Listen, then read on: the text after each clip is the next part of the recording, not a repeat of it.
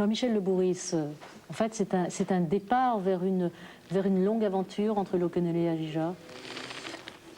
Un départ, c'est peut-être beaucoup dire parce qu'on a déjà commencé, mais dis donc c'est certainement une suite. La première étape, ça a donc été le voyage, le bilan a été fait. On voit maintenant ce dont ils ont besoin. On va attendre les prochains courriers pour la prochaine étape qui va être l'envoi d'un camion avec du matériel. Et l'étape suivante, c'est donc le lancement de la mutuelle avec, espérons-le, sur plusieurs années, et une aide en formation et une formation ici. Voilà, et puis très bientôt le départ d'un autre camion. À la mi-juin normalement. Je crois que les partenaires sont tous volontaires pour venir, on les accepte. Alors, l'important dans ce voyage, c'était en effet de faire un constat, de savoir quelle était la situation sur place. Premier constat fait, vous allez le voir, le constat de l'agriculture. Agigia est une ville agricole. À 1 kilomètre du Danube, la ferme collective locale. 300 hectares en partie cultivés, mais mal exploités car laissant peu de place à l'élevage. Accompagné par le maire d'Agigia, Jean-Claude Pichavant, spécialiste de l'élevage, est venu ici, envoyé par son patron. Une visite en forme de consultation. En rentrant, il fera un rapport sur ce qu'il aura vu et ses discussions avec les éleveurs roumains.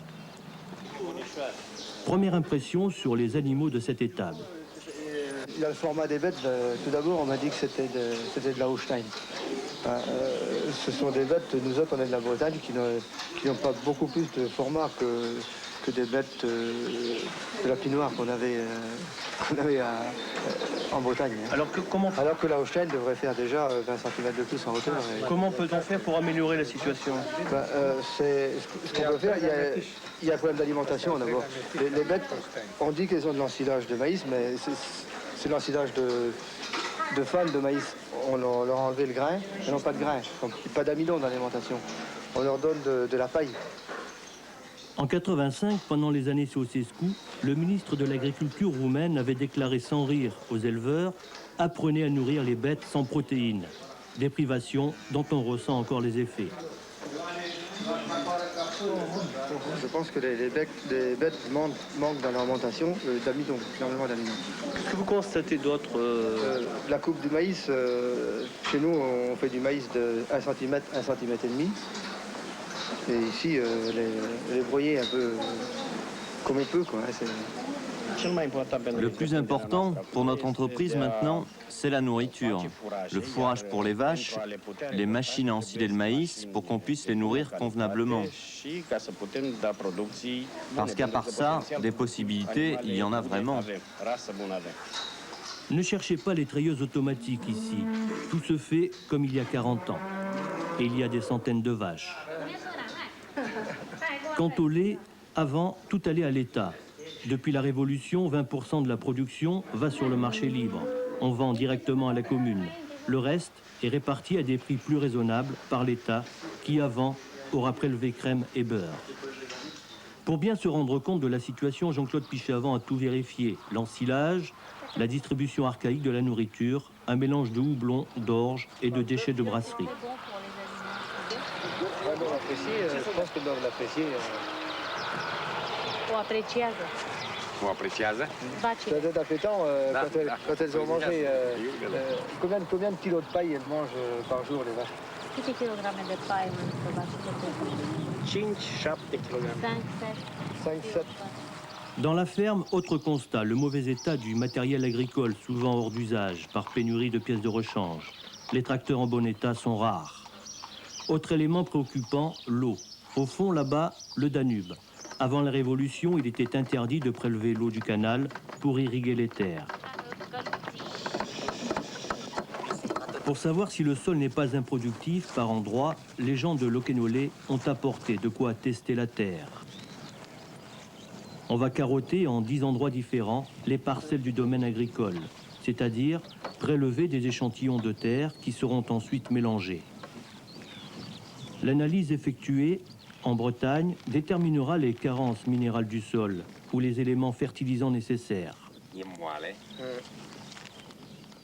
Avant de partir, on a même semé du maïs et discuté beaucoup. Certains membres de la mission sont prêts à retourner à Agigia. Alors Jean-Claude Pichavant, vous avez reçu justement ce matin le résultat des analyses de la terre en 2 mots. Oui, je viens de les recevoir et ces résultats confirment bien ce que l'on pensait, c'est-à-dire que le sol de la Roumanie est fertile. Hein. Dans cette région du Danube. Dans cette région du Danube et toute la vallée du Danube, je pense. Ce qui manque, ce qui nous reste à savoir, c'est les doses d'engrais qu'ils utilisent, s'ils en ont d'abord, et quelle dose à l'hectare. Je pense que ça aussi, ça doit manquer. Hein, les engrais doivent manquer. Il y a quelques petites carences en potasse, en chaux, en soude notamment, en quelques oligo-éléments, mais c'est une carence qui est très minime, mais qui est facilement comblable. Hein. Alors qu'est-ce qu'il faut maintenant, surtout, pour les aider, puisqu'ils ont une base qui est bonne? Pour les aider, je pense qu'il faudrait refaire l'inventaire de tout ça, savoir exactement quels sont leurs stocks d'engrais. Au niveau du matériel, on a passé au-dessus du matériel. On a vu un parc très important de matériel. Mais il suffit qu'il leur manque une pièce par machine pour qu'il n'y ait aucune machine qui marche finalement. Alors, je pense qu'il faudrait refaire l'inventaire de tout ça et leur apporter les produits de base qui leur manquent. Alors ce qu'on a vu, Claude Duroc, dans tout ça, c'est qu'il y a un grand besoin de formation, d'échange, de dialogue. Tout à fait. Nous avons rencontré une population qui manque de tout, qui a oublié de penser, qui a besoin d'entraide. Cette entraide, ils l'attendent. Ils la souhaitent rapidement de notre part, car au-delà des secours de première urgence qui sont nécessaires, certes, il faut aller au-delà et je pense très très vite. Et c'est la coopération en un mot qui est attendue des Français, puisque c'est des Français qu'ils attendent les premiers. Cette aide qui va leur permettre de renaître, de reconstruire leur pays. Voilà, et cette coopération, vous allez l'intensifier. Alors je vous invite maintenant à regarder ce qui a le plus ému tous ceux qui sont allés là-bas à Gija, l'orphelinat.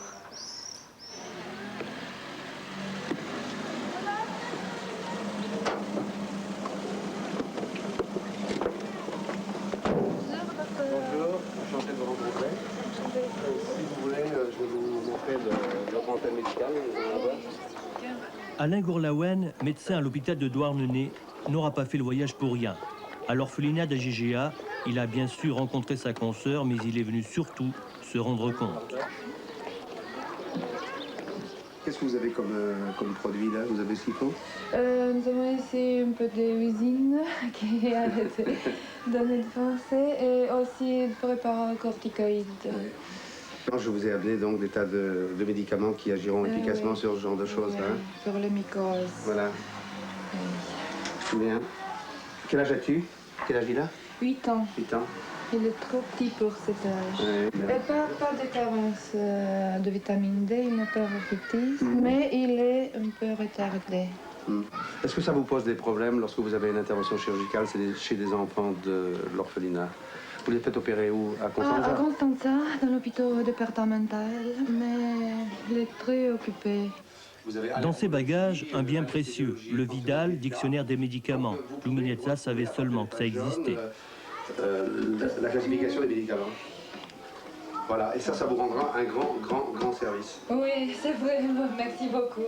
Je vous ai donc amené également 4000 seringues qui nous ont été offertes par la Fondation de l'Avenir. Alors vous avez des seringues de 20 ml, de 10 ml, de 5 ml, mais surtout, je n'ai pas oublié les aiguilles.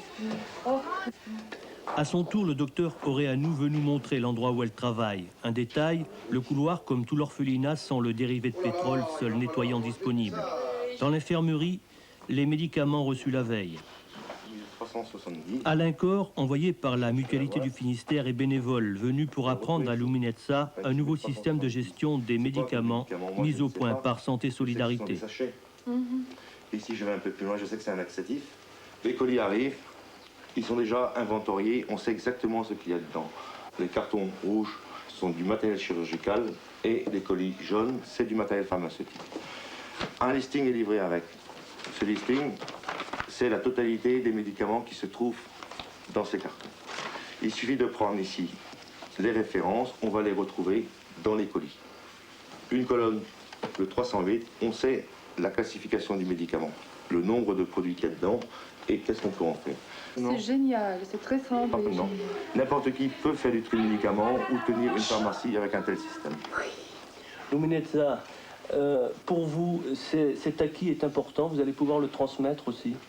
Mais si, j'espère que je peux faire ça pour l'hôpital parce qu'ils ont une pharmacie grande et c'est très utile d'utiliser ce système informatique. Retour dans la cour de l'orphelinat pour la distribution d'une denrée inexistante ici, le fromage. Le médecin nous dira que les enfants souffrent de maladies nutritionnelles, d'anémie, de carences diverses. Mais ce qui préoccupe les Bretons, c'est d'être sûr que leurs dons soient bien distribués, bien utilisés, comme la machine à laver. Ce matin, nous avons voulu vérifier que la machine à laver livrée par la commune de Locquenollet était bien en service, ou tout au moins dans les conditions propres à démarrer. Notre surprise a été de constater que cette machine était enfermée dans un local sous clé et que le directeur s'interdisait pour différents motifs de la mettre en route. Nous l'avons débridée, nous l'avons déballée nous-mêmes, nous l'avons branchée, nous lui avons fait une démonstration. Derrière cette porte, la réserve de l'orphelinat. Héritage du passé récent, on est toujours partagé entre la peur de manquer et celle de gaspiller. Ici, c'est le directeur qui décide du taux d'usure des chaussures, couvertures, vêtements. Et l'usure, c'est faire durer au-delà des limites possibles. J'ai 14 ans d'expérience avec les enfants. Ça me donne la possibilité de régler ici les problèmes de la manière la plus satisfaisante. Je suis directeur de cette maison depuis 5 ans. J'ai complètement changé cet établissement. Je ne voudrais pas me vanter, mais ce sont des choses qu'on pourrait voir. Bien sûr, les années de pénurie ne sont pas oubliées. Mais difficile d'imaginer qu'on se prive encore aujourd'hui de chauffage ici. Que les deniers nécessaires ont servi ailleurs, au bénéfice probable du génie des Carpates. Même si le directeur assure que les conditions vont s'améliorer, il a fallu insister pour distribuer ces oranges et ce lait en poudre, sans garantie que l'opération ne se renouvelle. Là, on vient de vous suivre, Alain Gourlavoine. On s'aperçoit qu'il manque de tout et surtout de ce qui est élémentaire et primordial pour nous. Absolument, le diagnostic a été facile et dramatique. Il n'y a aucun moyen d'hygiène, il n'y a pas de savon, il n'y a pas de serviette, il n'y a pas de papier de toilette, il n'y a pas de moyen de désinfection, ils n'ont pas d'eau de javel. Au niveau du centre médical, là je vous parlais de l'orphelinat, au niveau du centre médical, il n'y a aucun moyen de diagnostic, il n'y a pas d'appareil d'électrocardiogramme, il n'y a pas de seringue, il n'y a pas d'aiguille. Tout est négatif, je pourrais vous énumérer une longue liste de il n'y a pas, il manque de tout. À tel point que dans l'orphelinat, je me suis rendu compte qu'il y avait 10 brosses à dents pour un effectif de 90 enfants. Et quand on pense qu'il y a 10 cas d'hépatite B, donc 4 chroniques et 1 cas de sida, cette constatation est dramatique. Au sujet du centre médical également, je me suis aperçu que pour le planning familial, c'était aussi dramatique. Il n'y a pas de contraception. À Constanza, il y a actuellement 300 femmes par jour chez qui on pratique des interruptions de grossesse sans anesthésie générale. Parce qu'il manque de matériel, il n'y a pas d'anesthésie, il n'y a pas de seringue, il n'y a pas d'aiguille. Alors, il y a peu de choses. Vous allez faire des choses très concrètes en faisant venir des gens avec la formation et tout. Et Dominique, Aviation sans frontières va être partie prenante de cette deuxième aventure. Eh bien oui, justement, nous allons représenter le relais complémentaire de cette chaîne de solidarité en nous proposant de transporter les médicaments par le biais de notre activité, le colisage de médicaments. Par ailleurs, nous en avons déjà parlé ensemble, nous transporterons les enfants malades jusqu'en Bretagne où ils se feront opérer, nous les ramènerons en Roumanie et enfin nous financerons un camion qui permettra que nos amis fassent partir le plus vite possible tout ce qui manque là-bas. Alors beaucoup de choses, il y aura un dispensaire très vite qui sera installé, il y aura ce qui est essentiel, l'envoi d'une trousse à chacun d'une trousse de toilette à chacun des enfants qui se trouvent là-bas dans l'orphelinat et puis des parrainages pour qu'il y ait des vrais liens affectifs qui se tissent. Et tout a commencé, je vous le rappelle, par une idée un peu folle qui a surgi un jour ici, d'aller planter en Roumanie à Ajija un arbre de la liberté, le petit frère de cet arbre qui se trouve juste derrière moi. Alors regardez la plantation de l'arbre.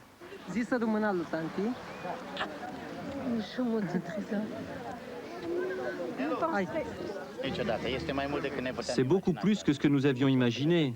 On ne pensait pas à ça il y a 3 mois. Je ne trouve pas mes mots. Je voudrais pouvoir faire mieux que tout ce que le peuple français a fait. Le mot important n'est pas assez fort. Je crois que c'est un jour historique pour notre commune. À l'école d'Ajija, il n'y a jamais eu autant de monde. Roumains et Bretons éparpillés dans la foule attendent. L'instant est important, on va planter l'arbre de la liberté à portée de France. À vous l'honneur, monsieur le maire. Avec vous. Merci.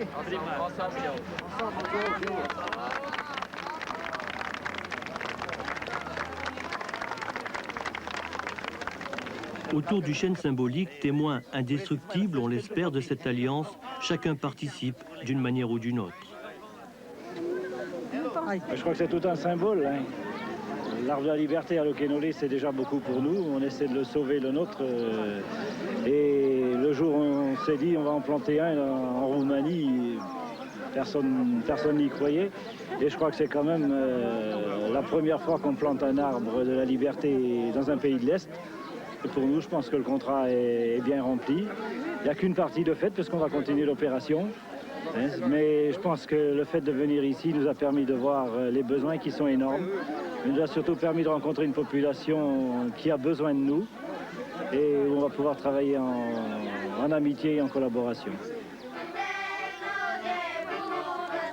Conviés à la fête, ces petits chanteurs sont des enfants de l'orphelinat. Jusqu'à ce jour, ils n'étaient jamais sortis de leur établissement.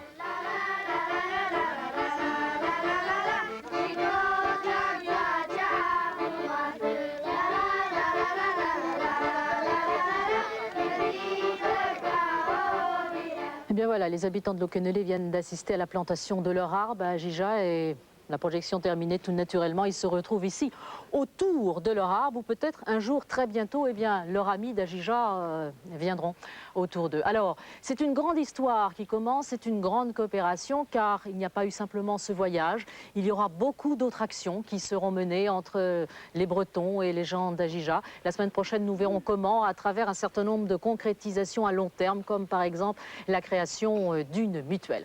En attendant, eh bien, je vous souhaite de passer un très bon week-end et on se retrouve bien sûr samedi prochain.